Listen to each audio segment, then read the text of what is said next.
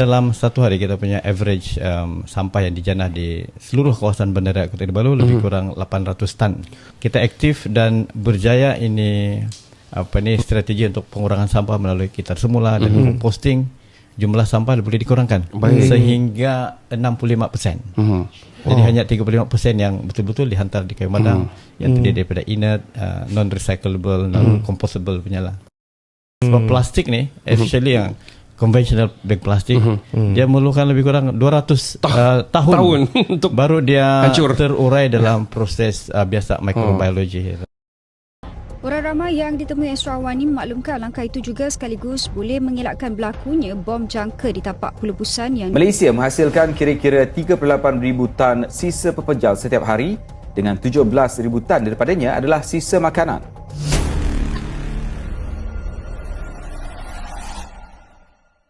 Assalamualaikum warahmatullahi wabarakatuh. Salam sejahtera dan salam Malaysia Madani kepada para penonton yang kami hormati. Saya Nur Delisha Izara binti Muhammad Syarkawi. Saya Alisha Humaira binti Azizur Rahman.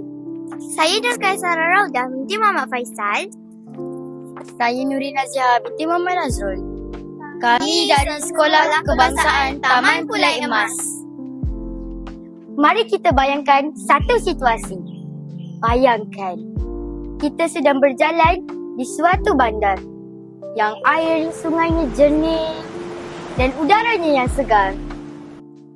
Tiada sampah yang menyumbat longkang dan tiada sampah di tepi jalan.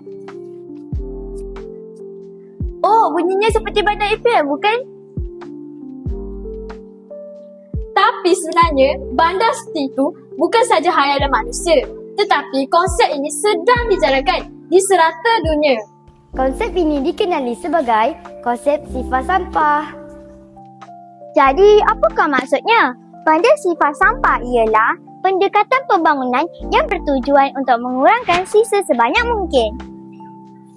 Ia tidak bermaksud kita perlu menghasilkan sifar sampah secara serta-merta. Sebaliknya, konsep ini menegakkan ekonomi kitaran di mana sesuatu digunakan semula dan tiada yang dibazirkan.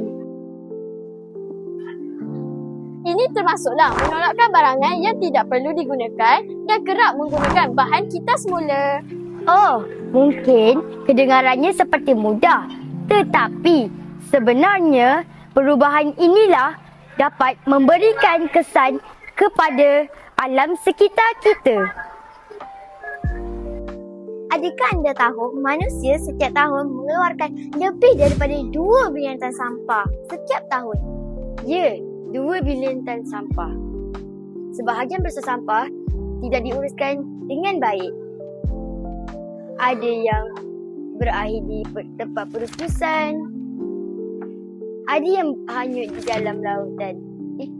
Bahagian yang paling membimbangkan pula adalah plastik. Plastik boleh mengambil masa 400 hingga 500 tahun untuk terurai sepenuhnya.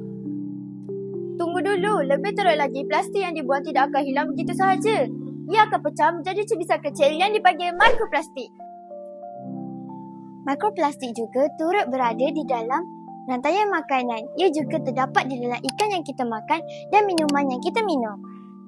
Cuba kita fikirkan, kita menggunakan beg plastik selama 5 minit. Tetapi, ia akan mengekalkan dalam ekosistem selama berabad-abad. Di negara kita ada 2 jenis sisa yang paling banyak, iaitu plastik dan sisa makanan. Setiap kali kita membuang makanan yang masih boleh dimakan, kita akan menambah jumlah sampah di tapak pelebusan. Jika tidak dikawal, ia boleh menyebabkan pencemaran tanah dan air. Bahan kimia yang berada di dalam plastik sampah boleh meresap ke dalam tanah dan menyebabkan sumber air yang terjejas. Kedua, hidupan laut juga terjejas.